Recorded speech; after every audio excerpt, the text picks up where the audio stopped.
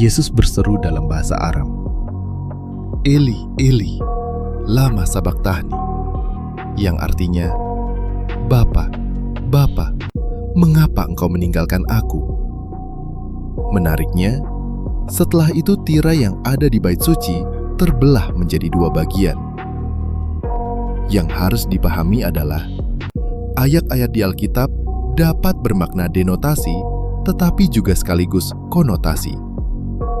Itu artinya, kejadian-kejadian yang terjadi di Alkitab dapat juga merupakan simbol yang harus dimengerti oleh orang-orang percaya. Begitu pula Taurat-Taurat yang Bapa di surga berikan, merupakan perintah-perintah yang harus dikerjakan, akan tetapi juga merupakan kiasan. Shalom, Torah 30 menit percaya bahwa Taurat masih berlaku hingga saat ini, sesuai dengan aturan-aturan yang tertulis di dalamnya. Apakah fungsi tirai di dalam bait suci?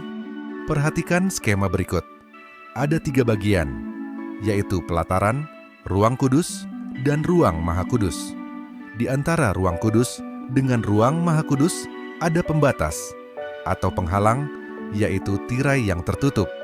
Apakah isi dari ruang maha kudus? Tidak lain adalah keseluruhan Taurat.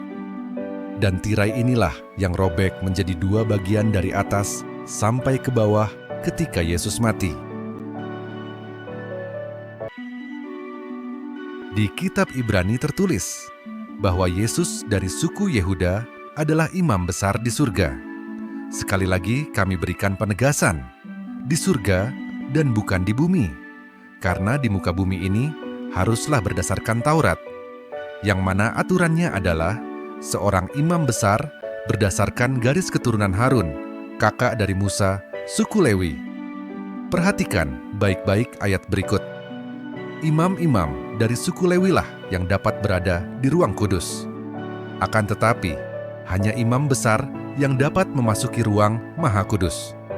Dan itu pun hanyalah boleh dilakukan sekali setahun, yaitu di hari raya Yom Kippur atau hari raya pendamaian dengan cara membawa darah hewan.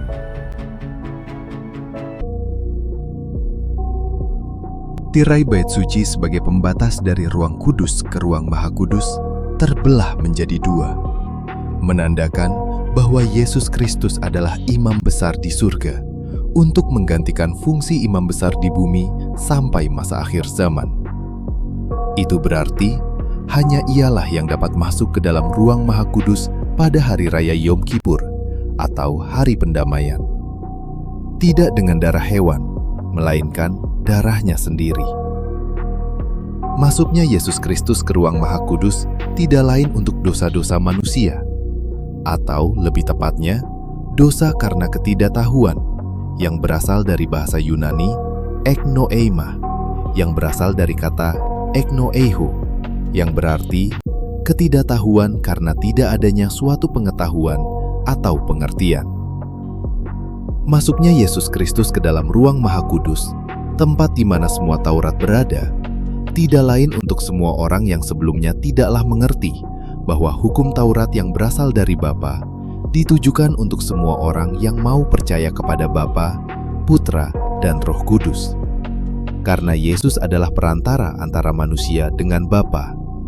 Sehingga, setiap orang yang mempunyai kerinduan untuk melakukan yang benar akan melakukan apa yang diperintahkan oleh Bapa di surga, yaitu hukum Taurat.